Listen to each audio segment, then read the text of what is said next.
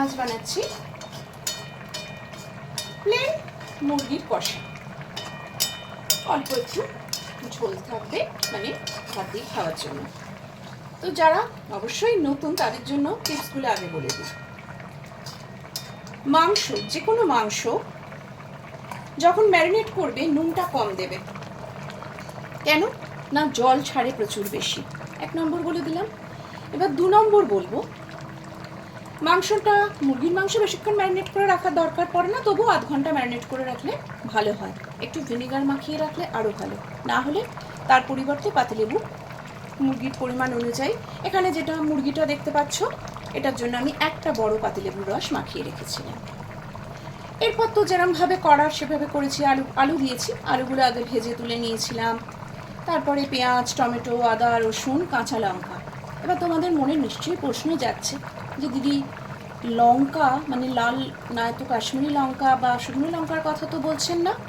না, আজকে কিন্তু মাংসটায় আমি লাল লঙ্কা একদমই ব্যবহার করিনি, আর না তো করবো।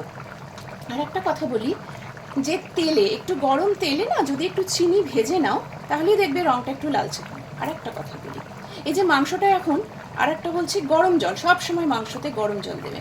তো এই যে জলটা দেওয়ার পর, জলটা দেওয়ার আগে মাংসটা যখন কষছো তখনও যদি চিনিটা একটু দিয়ে, টেস্ট ব্যালেন্সের জন্যও চিনি, এবং চিনিটা একটু দিয়ে মাংসটা নেড়ে নাও, তাহলেও একটা হালকা লালচে রং আসবে এবং টেস্টিও খুব ভালো হয়।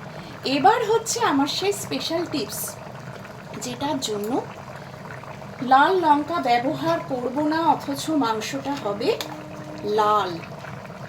বলো তো কি দিচ্ছি এটা? আমি কিন্তু এটা মিক্সার গ্রাইন্ডারে পেস্ট করে নিয়েছি। দেখে বুঝতে পারছো? কি মনে হচ্ছে দিদি ধোকা দিচ্ছে?